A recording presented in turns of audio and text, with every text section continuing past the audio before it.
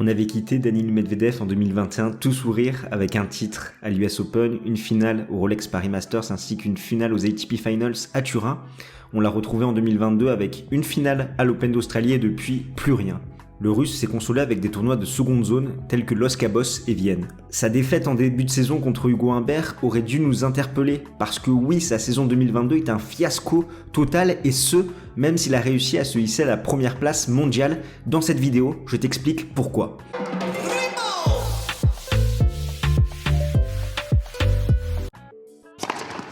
Si on fait une rétrospective de la saison 2022 du Russe, c'est 18 tournois disputés, 2 titres, comme je te le disais en introduction, à Los Cabos et à Vienne, un ATP 250 et un ATP 500. Par contre, 3 finales disputées à l'Open d'Australie contre Rafael Nadal, à Halle et à 's-Hertogenbosch, donc les 2 dernières sur gazon, pour un total de 45 victoires et 19 défaites. Et là où c'est interpellant, c'est vraiment son bilan contre les membres du top 10, 3 victoires, 7 défaites.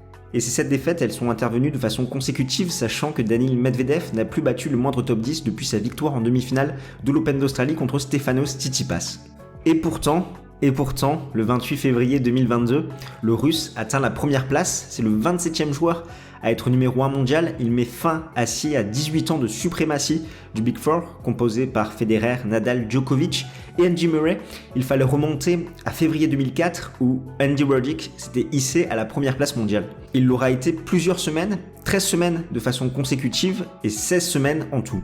Et ce qui est assez paradoxal, c'est que Daniil Medvedev aura parfaitement commencé sa saison 2022 avec une finale à l'Open d'Australie où il mène 2-7 à rien contre Rafael Nadal. Il va même se procurer 3 balles de break à l'entame du 3e set. Il ne va pas les faire, derrière il va se faire embarquer dans un 5-7, il va s'incliner contre l'Ibérique et ensuite on ne le reverra plus de la saison. Ça va être très compliqué pour lui, 2 titres seulement glanés, il va être méconnaissable, fantomatique et pour preuve il termine cette année avec 4 défaites consécutives. Et ce qui est intéressant, c'est de se dire, ok, le constat de la saison 2022, il est là, 2 petits titres, 3 victoires, 7 défaites contre des membres du top 10, mais qu'est-ce qu'il en était par rapport aux saisons antérieures? Est-ce que c'est normal pour Daniil Medvedev, ce bilan à la fin de la saison 2022? Au contraire, est-ce qu'il y a une certaine forme d'anomalie? Et je suis remonté jusqu'en 2019 pour comparer un petit peu les chiffres. En 2021, c'est 62 victoires, 13 défaites, 4 titres, dont un majeur, ainsi qu'un Masters 1000, 11 victoires, 5 défaites contre des membres du top 10. En 2020, 28 victoires, 10 défaites, 2 titres au coup sur coup au Rolex Paris Masters et aux ATP Finals, 7 victoires, 2 défaites contre des membres du top 10. Et enfin, 2019, l'année où il s'est fait connaître, notamment avec cet été totalement dingue qu'il a eu, 59 victoires, 21 défaites, 4 titres, dont 2 Masters 1000 et 8 victoires pour 9 défaites contre des membres du top 10. Et le constat que l'on peut faire, et ce qu'on peut affirmer, c'est vraiment que son année 2022 est en anomalie par rapport à ces 3 saisons précédentes où il avait un très bon bilan contre les membres du top 10, également par rapport à ses titres décrochés et le prestige de ces derniers. Donc là, il y a vraiment eu une forme de cassure après cette finale à l'Open d'Australie. Au fait, nous, si tu ne nous connais pas, c'est Games Time Talk et on aide les passionnés de tennis comme toi à décrypter l'actualité de la petite balle jaune. Alors si c'est quelque chose qui t'intéresse, n'hésite pas à smatcher le bouton pour t'abonner, sachant que nous allons faire des bilans de plusieurs joueurs pour marquer cette fin d'année et cette fin de saison 2022. Alors les chiffres par rapport à ces résultats, c'est bien, mais qu'en est-il d'un point de vue technique, d'un point de vue tennistique par rapport à ce que propose le Russe en 2022 par rapport à ses standards précédents et ses saisons précédentes? Le premier point que l'on peut constater, c'est une forme de régression au service avec un service beaucoup plus volatile, notamment dans les moments chauds. J'ai pris plusieurs statistiques au service de ces 4 dernières saisons.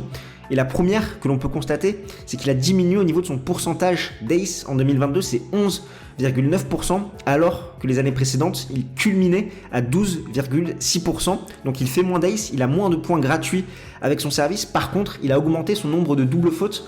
En 2022, 5,2% de doubles fautes, là où il était plus aux alentours de 3,5 et 4% dans les saisons précédentes.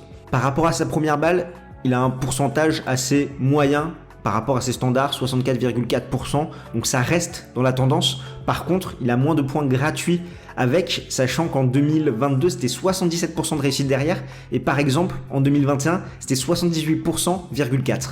Derrière sa seconde, il perd plus souvent le point, sachant qu'en 2022, c'est 50,3% de points remportés derrière sa seconde balle, là où sur les années précédentes, il était plutôt aux alentours de 53-54%, ce qui fait que dès qu'il sert une seconde, il est sous pression et ses adversaires peuvent en profiter. Le second point qui est à noter, c'est que maintenant, tout le monde sait comment joue Daniil Medvedev, et cela implique que tout le monde sait comment battre Daniil Medvedev.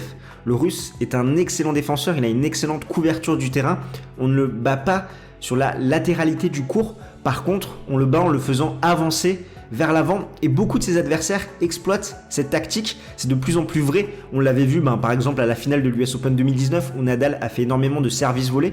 C'était le cas également de Novak Djokovic au Rolex Paris Masters en 2021 où il a exploité cette faille par rapport à la position sur le court de son adversaire. Pourquoi ? Daniil Medvedev se tient très loin de sa ligne, notamment à la relance, ce qui fait que quand on lui fait un service extérieur et qu'on suit à la volée, avec une petite volée courte, il a du mal à revenir vers l'avant. Nick Kyrgios, qui l'a battu 2 fois cette saison, coup sur coup, a parfaitement su user de cette stratégie et en témoignent justement les stats au retour de Daniil Medvedev qui arrive beaucoup moins à breaker ses adversaires. Par exemple, en 2021, c'était 31,5% de jeux de retour remportés, alors qu'en 2022, c'est seulement 25,2%. Il y a quand même un écart de 5% qui est quand même significatif. Et ce qui est fou, c'est que maintenant, il n'a presque plus l'avantage sur ces joueurs qu'il arrivait parfaitement à dominer. Je pense notamment à Stefanos Tsitsipas, où le Russe mène quand même 7-4 dans les confrontations. Par contre, c'est le Grec qui s'est imposé 3 fois dans leurs 4 dernières confrontations.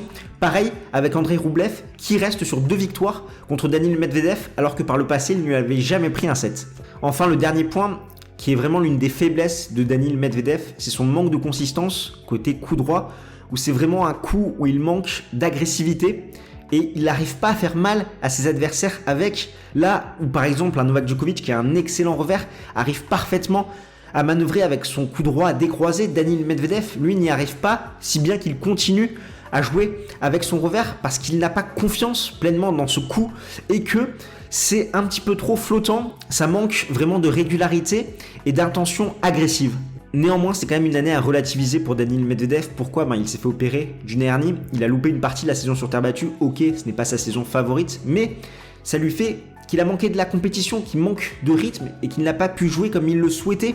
D'autant plus qu'on rajoute à ça le contexte géopolitique avec la guerre en Russie, le fait qu'il n'ait pas pu jouer à Wimbledon alors qu'il avait de bonnes sensations sur gazon. Mine de rien, tout ça mis bout à bout, ça te donne des coupures, une certaine charge mentale qui fait que c'est compliqué de délivrer ton meilleur tennis. Et après, forcément, il y a quand même cet aspect, cette cassure qu'il y a eu avec cette finale de l'Open d'Australie où il s'incline alors qu'il dominait totalement le match durant les 2 premiers sets et demi. Ce qui fait qu'à moins haute échelle, il perdure un petit peu la malédiction de l'US Open où Dominic Thiem, après son titre en Grand Chelem, il a connu une année noire. Là, Daniil Medvedev a fait pareil avec son titre à l'US Open en 2021, même s'il reste quand même dans le top 10 et il ne s'est pas blessé, contrairement à l'Autrichien. Par contre, il paie le coup un petit peu d'avoir été en finale de Grand Chelem, d'avoir mené 2-7-1 et d'avoir perdu comme Alexander Zverev à l'US Open en 2020 et comme Stefanos Tsitsipas à Roland Garros en 2021. Alors, qu'est-ce que peut faire le Russe pour s'améliorer ? Je rappelle que l'an prochain, il aura 27 ans, ce qui fait qu'il arrive quand même à un âge avancé. Ok, à 36 ans, des Rafa arrivent encore à gagner des grands chelems, mais ce que je veux dire par là, c'est qu'il n'y aura pas de changement drastique dans son jeu. Il aura toujours ses lacunes côté coup droit, et il aura toujours ses forces aussi, donc il va vraiment devoir retrouver de la confiance pour déployer son jeu du fond qui fait si mal également au service, mais il va devoir vraiment se poser les bonnes questions. Je sais pas, peut-être un changement de coach, un changement d'approche, modifier sa position sur le court pour essayer d'être un petit peu moins prévisible. À rajouter à ça qu'il dispose quand même d'un jeu assez physique, ce qui fait qu'il n'est pas à l'abri de pépins physiques dans le futur. Si on se projette un petit peu plus, et notamment la saison 2023 qui arrive, qu'est-ce qu'on peut attendre de lui ? Je tiens quand même à rappeler qu'à l'heure actuelle, c'est le joueur qui dérange le plus Novak Djokovic sur dur, et ça c'est pas rien quand on sait que Novak Djokovic, c'est peut-être le vrai numéro 1 mondial de cette saison 2022. Une contre-performance à Melbourne pourrait le faire redescendre aux alentours de la 10e place mondiale. Il n'aurait plus que 3000 points à défendre sur le reste de la saison. Et je pense que tout a commencé en Australie, cette descente aux enfers en 2022. Tout pourrait se finir là-bas. Et derrière, il n'aurait plus cette charge, cette pression mentale. Et il pourrait peut-être de nouveau rejouer son jeu, de nouveau se reconstruire. Et pour moi, un objectif du Russe pour cette saison 2023, c'est de retrouver la 4e place mondiale au moins d'ici la fin de l'année. Et au niveau de son jeu, je me répète, mais c'est retrouver la confiance, derrière avoir plus de consistance, essayer de se montrer agressif, continuer avec son revers qui fait très mal. S'il retrouve de la confiance, son service va beaucoup plus dérouler. Et là où il doit bosser vraiment, c'est par rapport à sa position sur le court, que ça soit à la relance ou également dans les échanges. En tout cas, Danil Medvedev aura fini l'année au tournoi des maîtres sans aucune victoire. Et si tu veux revivre le sacre de Novak Djokovic, je t'invite à aller voir cette vidéo et on se retrouve derrière l'écran.